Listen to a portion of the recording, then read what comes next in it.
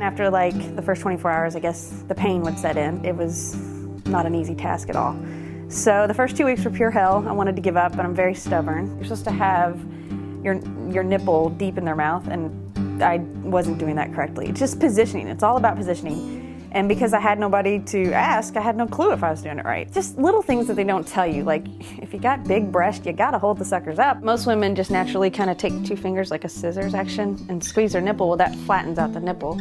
So here you are trying to get your breast in the child's mouth, and you end up just messing it up. A lot of people, they think of it, you're supposed to get your nipple in the mouth, and it's called breastfeeding for a reason. You've got to get the breast into the mouth instead of just the nipple. If he was teething or something, he'd kind of go through, they call them strikes. He'd give up for a day or so. He went through a stage where he wouldn't take a bottle.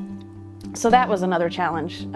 It just basically took leaving him with my mom and letting him scream it out and get over it. And he finally realized, Mom's not gonna show up, I better just take this. When they get teeth, you're supposed to, they tell you, don't do this, don't do that, don't yell at them. Yeah, you get bit, you don't have a choice. You just naturally kind of yell.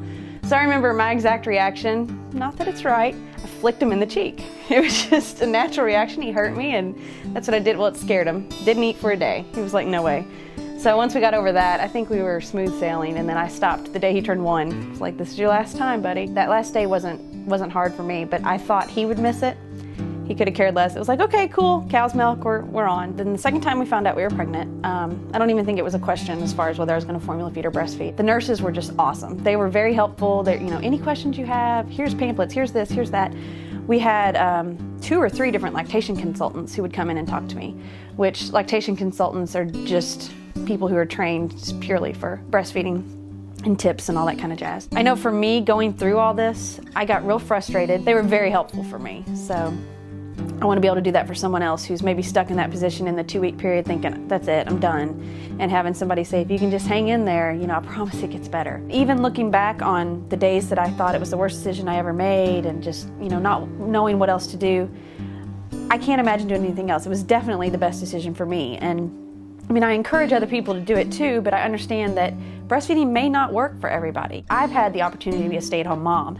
So it's easy for me to sit here and say, yes, breastfeeding's best and it's the only way to do it, or it was so convenient because I was at home all the time. I was able to do it whenever I needed to. But just whatever the choice is, I think it's just whatever works for you. And for me, breastfeeding is what was the right choice.